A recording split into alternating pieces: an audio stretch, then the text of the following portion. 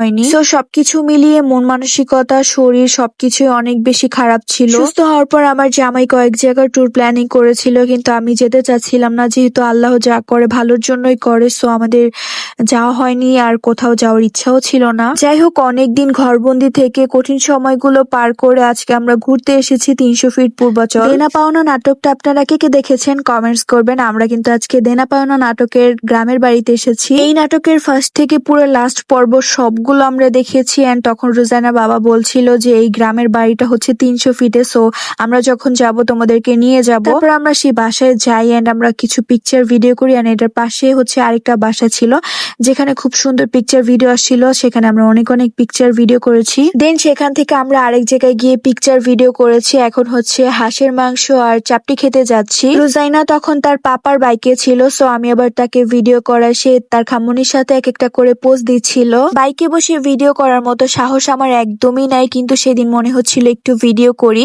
So তারপর সাহস করে একটু ভিডিও করেই ফেললাম। এই রোডটা আসলে আমার অনেক বেশি ভাল লাগে, কারণ এই রোডটা পুরাটা ভরা অনেক অনেক রকমের খাবারের দোকান।